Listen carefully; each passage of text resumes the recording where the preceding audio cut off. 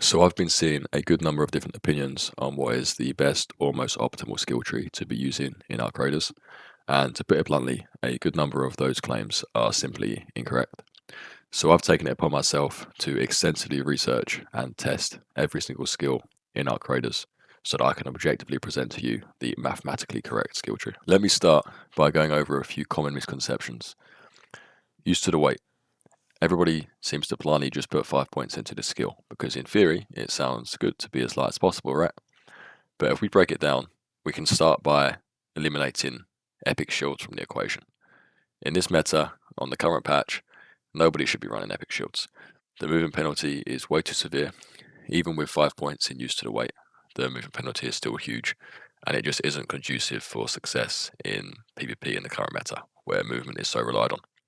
So, use to the weight, when being used only on a green shield or a blue shield, is negligible. The difference in movement speed between green shield and blue shield, even without use to the weight, is practically non-existent. You're talking a couple of milliseconds over a 100 or 200 meter sprint. So for me, this is a complete waste of 5 points. You can put 1 point in there just to start the green tree, but other than that, the 4 points are a lot better spent elsewhere. Another common misconception is slip and slide. This skill very basically does pretty much nothing. Again, similar to use to the weight, it's negligible.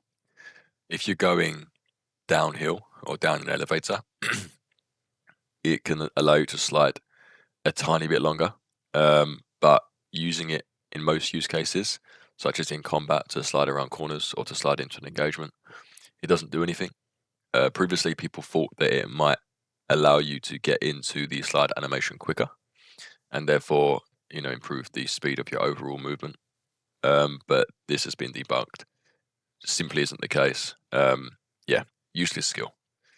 Not worth even a single point. You can save 5 points by avoiding slip and slides completely.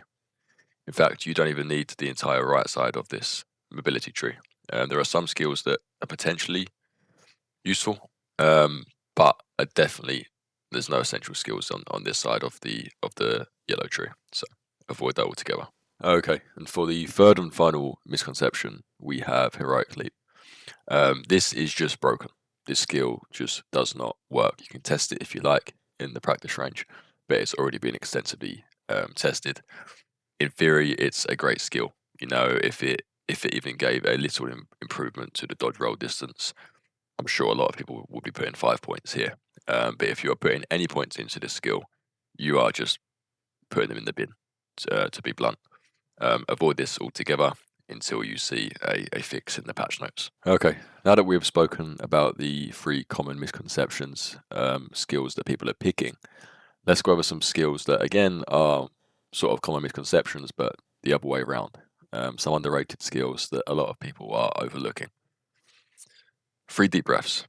This is an invaluable skill, in my opinion. This is excellent. A lot of people have tested this. You can find some good videos on YouTube. It basically means that when you hit 0 stamina, your character starts regaining stamina within 2 to 3 seconds, as opposed to 5+ seconds.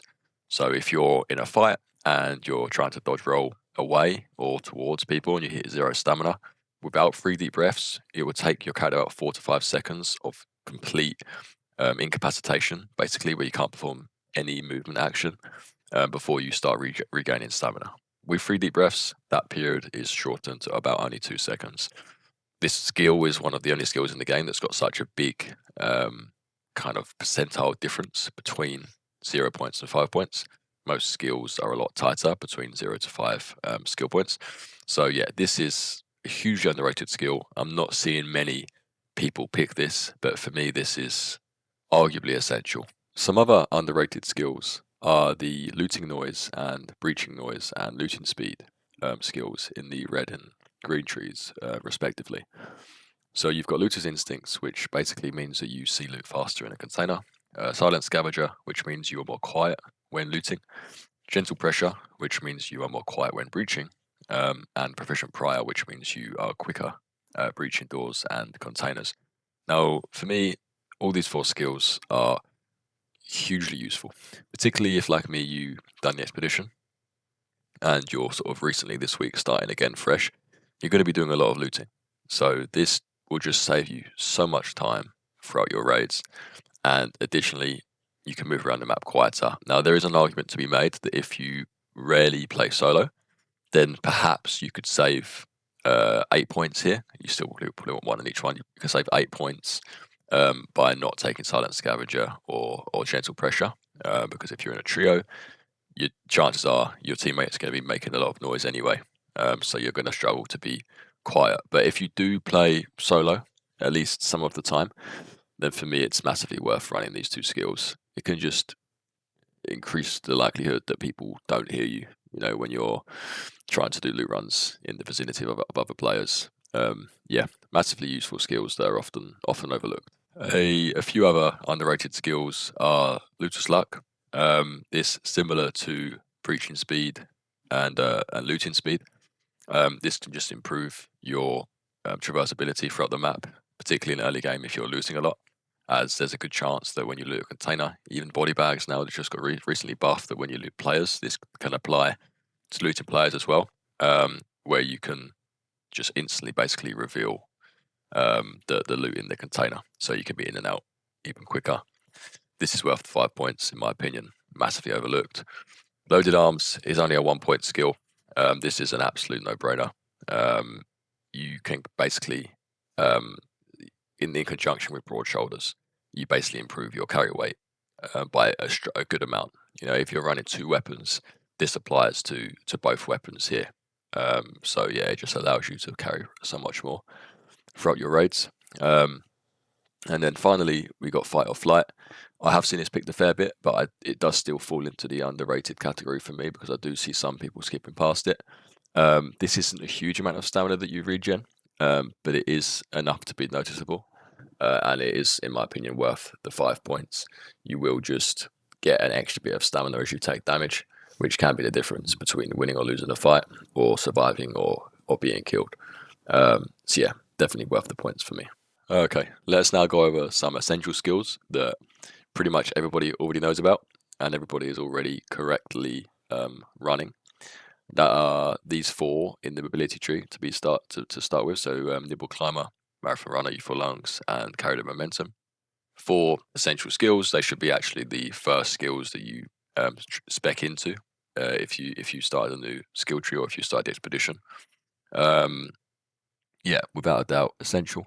And then also we've got Effortless Roll. This has also been buffed in the recent patch.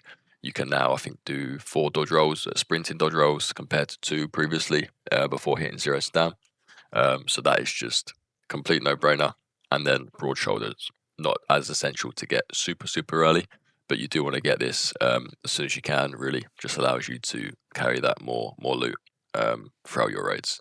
And then we've got these bigger skill points, these 1 pointers. We have 2 in each tree. And now these are all really useful, if not essential, considering how cheap they are, other than Calming Stroll. So Survivor's Stamina, Unburdened Roll, Carry the Momentum, Suffering Silence, good as new.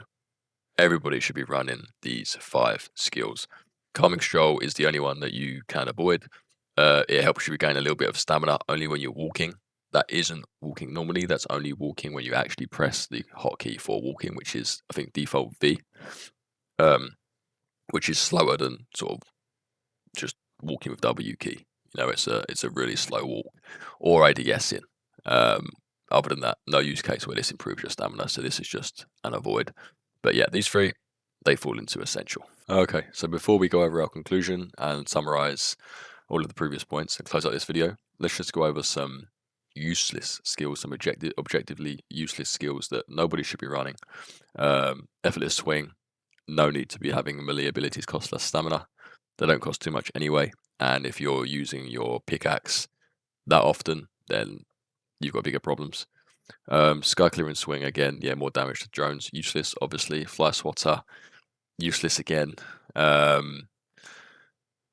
Now, these 3, Back on Your Feet, actually, yeah, that's useless as well. You can find a good video on that on YouTube that's been tested. It takes 30 seconds after you become critically hurt to even start regaining any health, and all you get is about a bandage worth of health.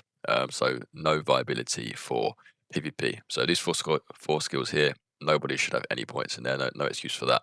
Now, a worthwhile mention is Turtle Crawl, particularly in conjunction with Down but Determined and Crawl Before You Walk.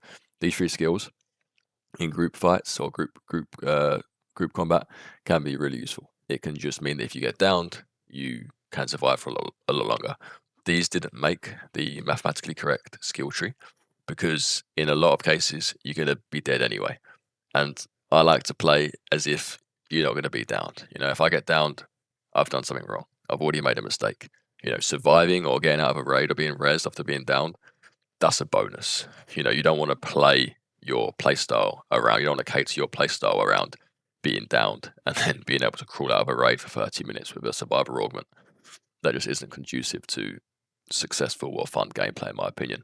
So worth mentioning, Total Crawl particularly is pretty strong. But yeah, for me, not making the cut in terms of the objectively correct skill tree to be running. Maybe if you are running group play only, you can take some points out elsewhere and put them towards Turtle Crawl.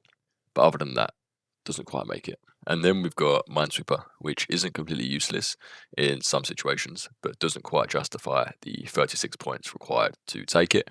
We are obviously on 36 points, but we can only take one of these two skills, and Security Breach is just the more useful over Minesweeper in most situations. So yeah, this one loses out. Sturdy Ankles, it's okay. It's kind of a little bit of a nice to have, but you should be breaking your fall anyway. You don't really want to be taking damage in the first place, so we can avoid spending points here. Calming Straw I've gone over, pretty much useless. Off the Wall, and Vault Spring and Vaults on Vaults and Vaults. Now, these aren't useless skills.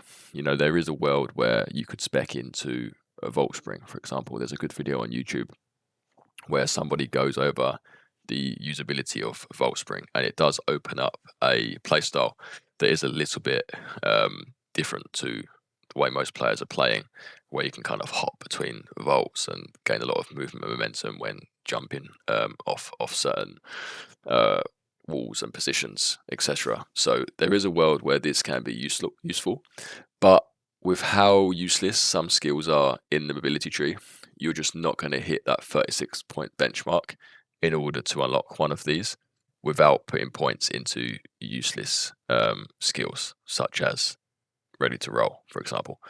So yeah, doesn't make sense objectively to go for these. Ready to Roll, as mentioned, is again similar to Sturdy Ankles, borderline useless. You know, you want to be getting the timing down of recovery rolling anyway, pretty locked. And as it is, the timing window to perform the recovery roll is already pretty generous. So no need to spec points into this. We've gone over these, so yeah, similar to mobility. No point going for these end skill trees for green or yellow. Now, all of this leaves us in a position where effectively it is very difficult to ignore Security Breach. Once you've put points into all of the useful skills that have a practical use case and actually do something, and you take points out of these skills where points are being wasted, such as Use to the Weight or Slip and Slide, you're left in a position where you have 23 points in mobility and 21 points in conditioning, meaning you aren't even close to these end state skills for each of these trees. But you're left with 34 points conveniently in survival. And what is even more convenient than that is you're left with 3 points left over, which just so happens to be the perfect amount needed in order to get to Security Breach and unlock it. Now, if you watched my previous video, you will know that I am not the biggest fan of Security Breach, particularly since it's loot nerf and then it's dynamic spawn nerf. But with that being said, it makes sense to take it. The only other place I could maybe make an argument for putting the points would be Total Crawl. So if you are a group player, it might be worth using your last 3 points in Total Crawl, but then all you're getting is 2 points in Total Crawl. So you're basically choosing between 2 points in Total Crawl or let me just put this in, or Security Breach, which is an end game skill in the survival tree that a lot of people run anyway.